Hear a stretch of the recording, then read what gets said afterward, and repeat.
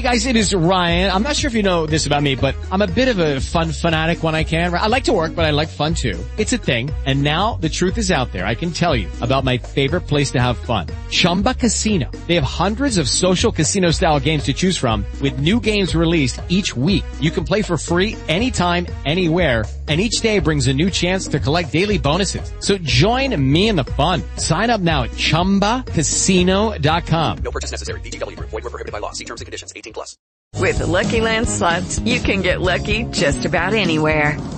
This is your captain speaking. We've got clear runway and the weather's fine, but we're just going to circle up here a while and get lucky. No, nothing like that. It's just these cash prizes add up quick. So I suggest you sit back, keep your tray table upright, and start getting lucky.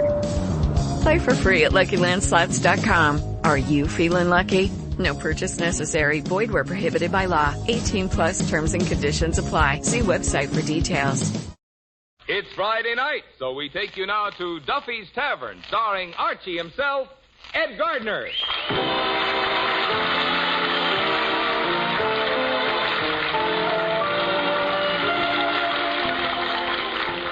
Duffy's Tavern is brought to you by Bristol Myers, makers of Vitalis and Minute Rub, two products that will pay you to remember. Minute Rub, modern chest rub, Vitalis for well-groomed hair. Minute Rub, Vitalis. Hello, Duffy's Tavern, where the elite meet to eat. Archie the manager speaking. Duffy ain't here. Oh, hello, Duffy. Merry Christmas to you. By the way, we got 2 more Christmas cards tonight. Well, one from Colucci, the fruit peddler. Yeah, very pretty card, too. It's got his coat of arms. 2 crossed bananas with a tomato rampant in the background. Yeah, and the other one's from Cavendish, the Undertaker. Yeah, it says, wishing you a joyous and Merry Christmas and a short but Happy New Year.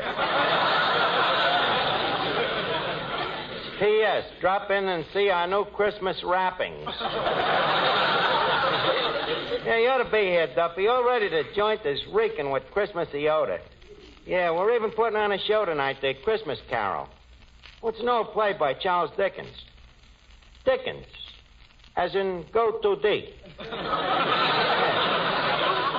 Yeah, well, the guy's a very famous writer, Duffy. He wrote David Copperfield, the Picnic Papers. That other one about the dame, you know, Oliver's Twist. Well, look, Duffy, I'm busy now. I got to rewrite the Christmas Carol. Yeah, well, I got to fix it up, you know. Some of the grammar is a little old-fashioned. I'll call you back, Duffy. Merry Christmas. Okay. Hey, Eddie. Yes? Look, it's Christmas. Why do you say we kind of infest the joint with a little Christmas flavor? Leave us put some mistletoes around and some holly wreaths, huh? Oh, we've practically got a holly wreath already. The customers at the bar is turning red, and the ones that just finished eating are turning green. Eddie, will you cut out the whiz me? I'm serious. Now, what could we do to make the joint a little more Christmassy? We could get a nice snow effect by whitewashing the sawdust. Yeah, that's a good idea. Sure, and I could trot around under the table with a little cask of brandy tied around my neck. Yeah, that'd be cute, like one of them St. Bernstein dogs.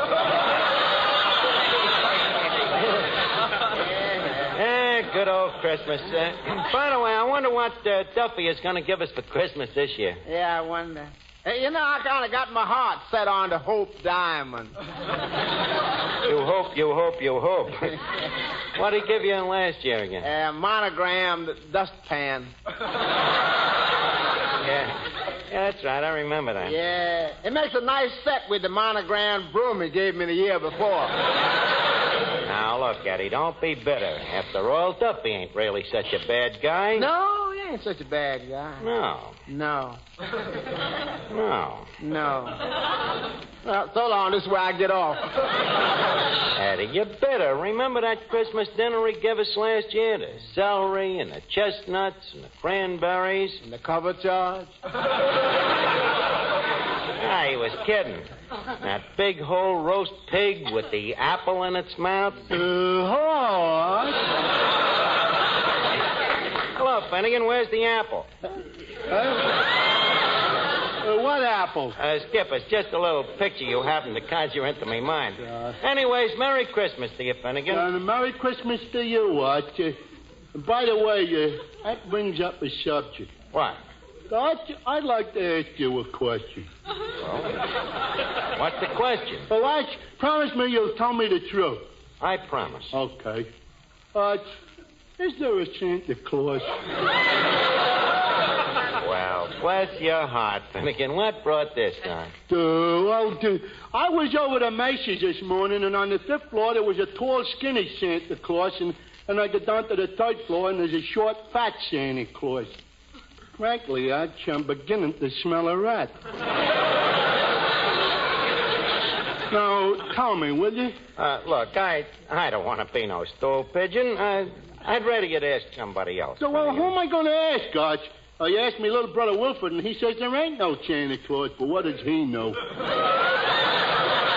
He's only a child. Look, you put me in a very bad position. Well, you got to tell me, Arch. I'm old enough to know. And I'm going to find out sooner or later anyway. Finnegan, please, I'd rather that somebody else. Oh, come on, Arch. You told me about the stork, didn't you?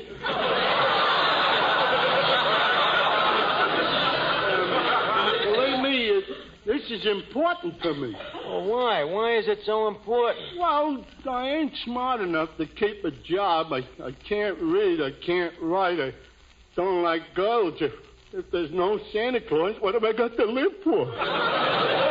Well, okay, Finnegan, you asked for it. You see, this Santa Claus thing started, you see, there's the birds and the bees and the flowers. Yeah. And, Finnegan, turn your eyes the other way, will you? That's better. Now you ask me if there's a Santa Claus. So prepare yourself, Finnegan. Go ahead, Arch. I can take it. Finnegan, there is no... Arch! No truth to the rumor that there is no Santa Claus. There is a Santa Claus. Oh, boy, what a load off in me mind. Santa Claus, did you come in? These are adults. Hello? Oh, just a second. Eddie, it's your girlfriend, Sonia Jones. Oh, my. The first official sign of Christmas. Hello. Oh, hello, Sonia. And Merry Christmas. Huh? Sure, I love you, sugar. What you doing? Is you alone, baby?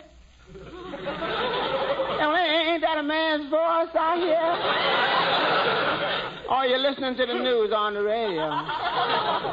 Sonia, how long has Gable Heater been calling you honey? No, I'm just suspicious. Yeah, baby. I know I'm always in your heart. Yeah. But, honey, who's that that's always in your apartment?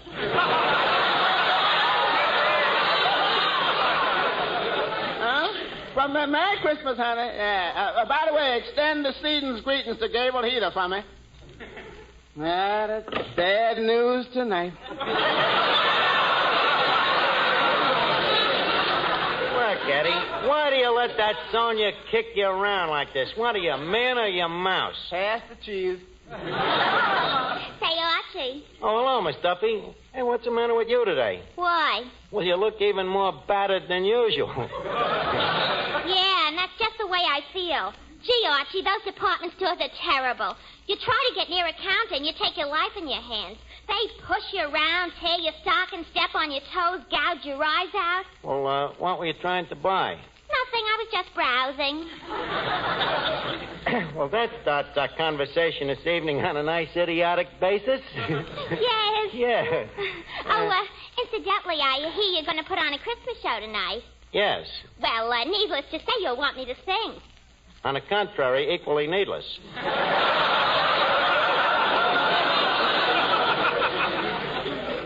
You and that foghorn falsetto.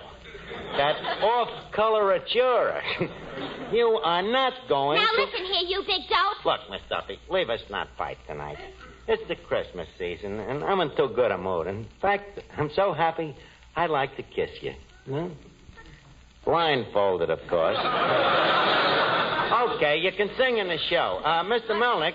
Yeah, Look, we're going to need some Christmassy background music for the show tonight. Are you equipped? we're loaded, Jackson. In what way, Phil? How are you loaded? I got a kid named Robert Maxwell that's murder on this Christmas stuff. A harp player. Harp player, huh? Good idea. Duffy will love it. It's his native music. Okay, we'll put the kid in the show. Say, Archie. Yes, Mr. Muller? Can you use me in the Christmas show? Well, yeah, maybe you could announce it. Give me a sample, for instance. What would you say? Well, I don't know. Maybe something like this. Ladies and gentlemen, Duffy's Tavern takes great pleasure in presenting its Christmas show, starring that famous hair grooming preparation, Vitalis. Very good. Very good. Then I suppose you had in mind a ballet, maybe, where 4 men with tight, dry scalps dance around a bottle of Vitalis? While the band plays hair, the gang's all hair? Well, no, Archie. The orchestra would play Here, Here, Vitalis is Almost Here. Very sharp. Pull up your podium and pray continue. Well, yeah, pretty soon now, Vitalis will be back. Back to keep your dry, unruly hair well groomed. And without that plastered-down patent leather shine. Yes, pretty soon you'll be able to use Vitalis and the 60-second workout to loosen your tight, dry scalp, rout loose dandruff, and help prevent excessive falling hair. Shortages will soon be relieved. And then you'll be able to get original, genuine Vitalis, the hair grooming preparation that's been the standby of so many men for so long.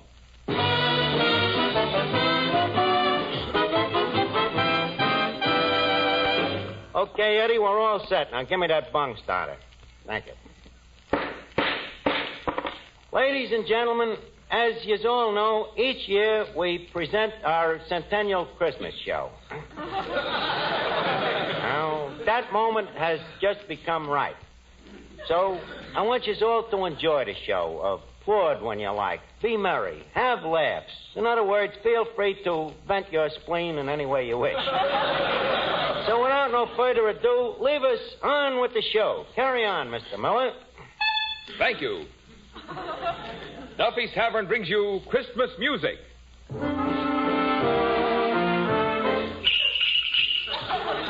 Christmas drama. But Santa Claus, suppose my husband comes home and finds you here. Christmas humor. Do you think we will have a white Christmas, darling? Well, it will if it don't rain, dear. And now on with the show. For our first act this evening, we give you that beloved little entertainer, your waiter and mine, Eddie Green. To know him is to tip him. Take it, Eddie. You better watch out. Better not cry. Better not pout. I'm telling you why. Santa Claus is coming. Coming on down to Harlem Town. Oh, my. And you got to find out who's naughty or nice. Santa Claus is coming with his bag full of jive, Mr. 5x5. Sees you when you're sleeping, and he knows how good you've been. So if you meet him face to face, say, solid old man, give me some skin. He's got no reindeer, they ain't got no sled, but he's on his way, and he's coming instead on the after such a figure at the Santa Bay.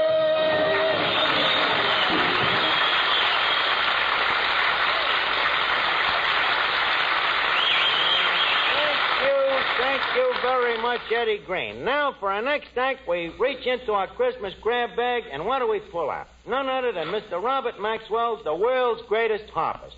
Okay, Robert, take us on the Miller side with a reach-beat hubcap and send us solid with that old riff-raff sad sack, kid. Okay, take it away, Robert Maxwell.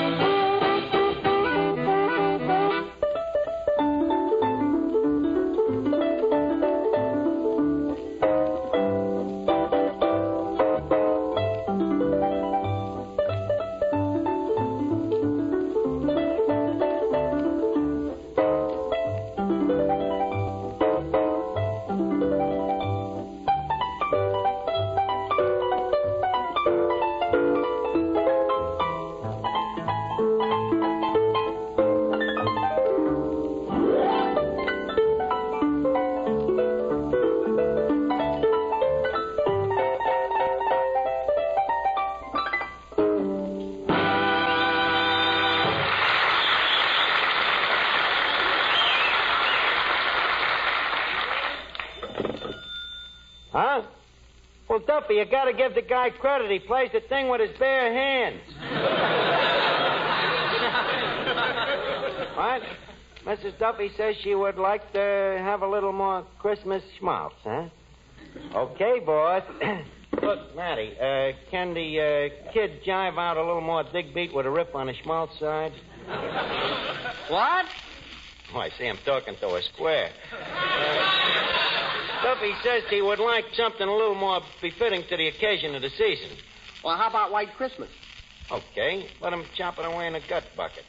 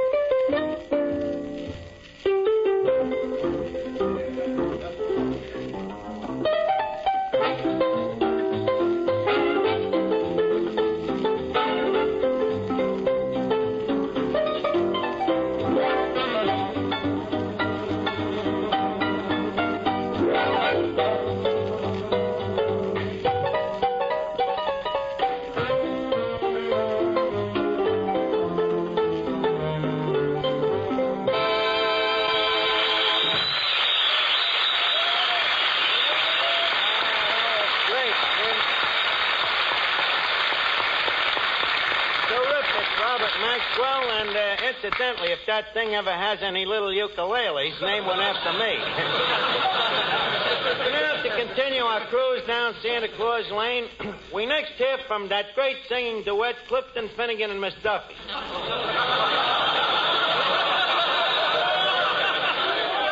Better known as half a wit and a near miss.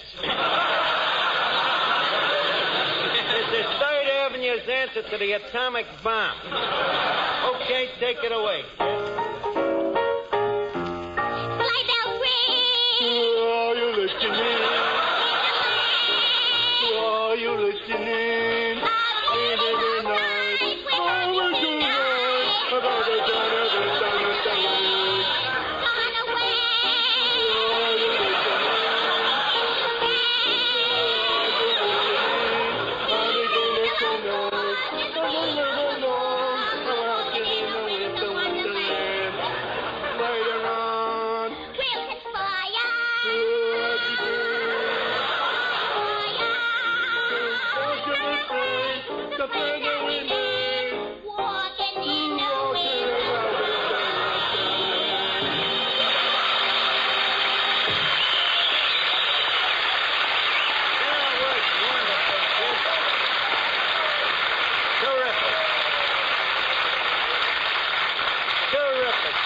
Finnegan and Miss Duffy, you sounded like Jeanette MacDonald with a half Nelson on Eddie. And now, we have a surprise act for you. Mr. Marvin Miller, our genial master of ceremonies, will beleaguer us with a poem. Go right ahead, Mr. Miller. 'Twas the night before Christmas, and all through the nation, people had chest colds and that stuffed-up sensation. Just a second. Wait a minute. I think I can finish that for you. With his sleigh full of minute rub over housetops and spires came Santa Claus shouting, "On, Bristol, on, Myers."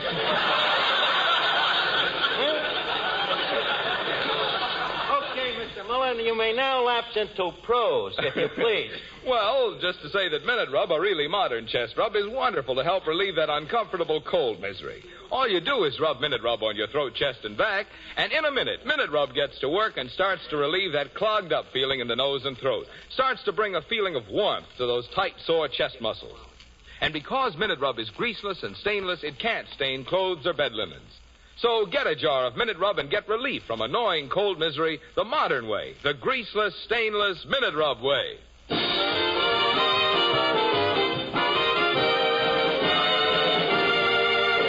Okay, Mr. Miller, you may now announce the big piece of resistance. Right. Ladies and gentlemen, we now present The Christmas Carol, written by the Dickens boys, Charles and Archie.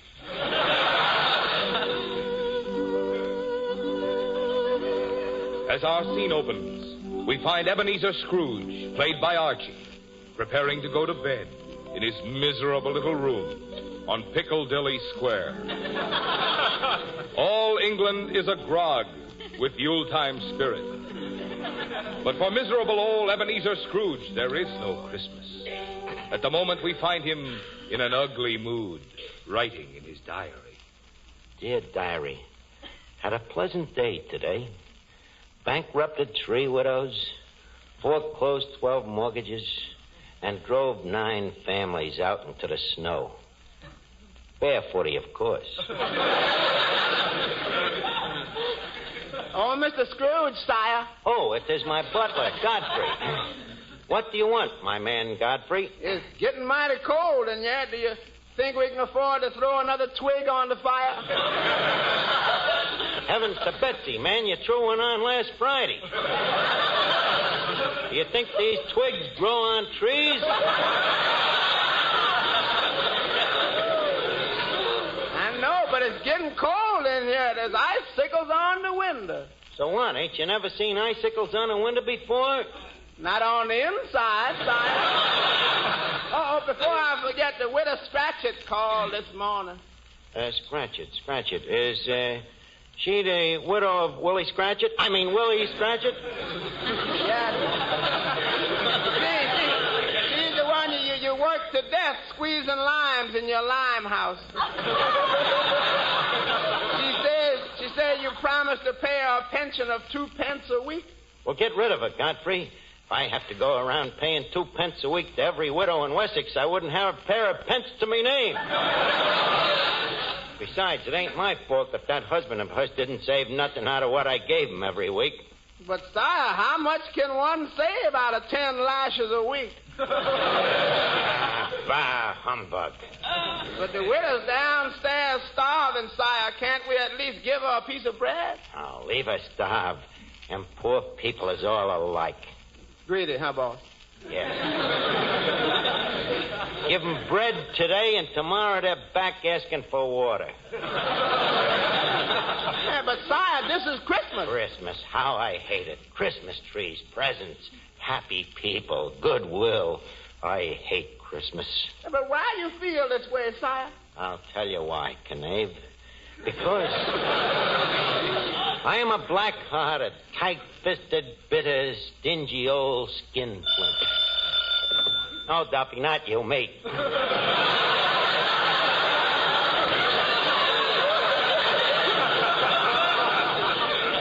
Now, where was I? Oh, yes, Godfrey. I think I shall hie me hence to bed. Very good, sire. That's sire. Yes, Godfrey. I've done a hard day's dirty work today. It'll feel good to crawl in between them nice, clean sheets of newspaper. Well, good night, my man Godfrey. Good night, sire. Don't forget to blow out the twig. Yes, sire. Not so hard, you fool. That twig's got to last us all day tomorrow. Sorry, sire. Now to close one eye and get some sleep. Yeah, got a big day tomorrow. Got to sprinkle banana peels on the front steps of the old lady's home.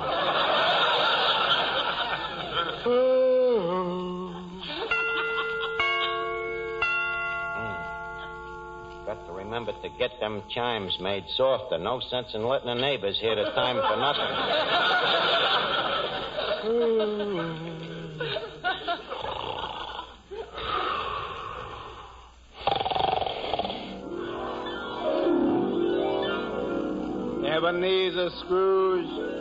Ebenezer Scrooge, wake up.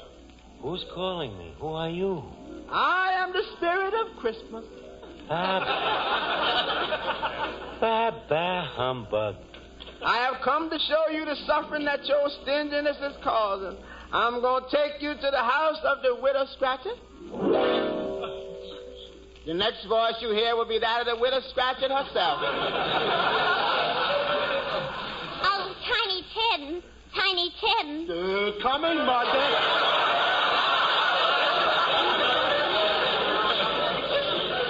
Close the door, Tim. The flies are coming in, and we haven't got enough to eat ourselves. Mama, I am weak with hunger. I know it, my poor boy. Ain't we got nothing in the house? Even a crusted swieback? Not even a herring. Tim, land sakes, this floor is cold. Where are your shoes? Come on, son, speak up. Where are your shoes? Tim, stop picking that leather out of your teeth and tell me, where are your shoes? Oh, Tim, you didn't eat them. Of course I did, Mama. I am only a little tot. My body must have nourishment. Mama, why is Ebenezer Scrooge so wicked? Oh, he isn't really wicked, son. He's just socially maladjusted. He hates to part with a buck. Oh, yeah? Well, I still say it's wicked of him to starve a nice little boy like me to death. Did you hear that, Ebenezer Scrooge? You have caused all this suffering with your stinginess. Spirit, you got me dead to rights. All of a sudden, I behold how low I have sank. Well, Ebenezer, what are you going to do about it? I'm going to give 50,000 pounds to Tiny Tim and Mrs. Scratchit. And the rest of my money, I will give to nothing but orphan asylums. Every one of them, from Essex to Wessex, from Wessex to Sussex, and as far north as Norsex. And I want to thank you, Spirit of Christmas. You have lighted up the way for me. You have learned me that it is better to give than to receive. Hello? Mrs. Duffy? Huh? He's over in the corner crying like a baby? I'll get him over to the phone. We'll try to cheer him up. Come on, let's see. Sing him a song, huh? Yeah. Hello, Duffy. What? Stop crying, will you? Well, I know, and we love you, too, but Christmas ain't supposed to be sad. Duffy, cheer up. It's Christmas is supposed to be gay. It's holly wreaths and Santa Claus and Prancer and Dancer and Dunder and Pilsner and...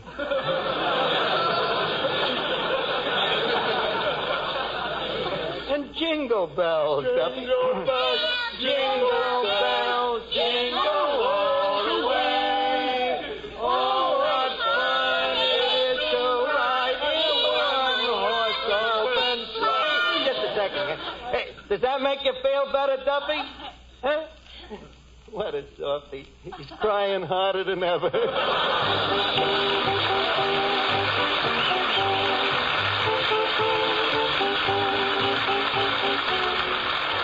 And now, ladies and gentlemen, it's time to leave Duffy's Tavern for this evening, but let's meet here again at this same time next Friday night. In the meantime, if you have a cold, remember Minute Rub. And for well-groomed hair, remember Vitalis.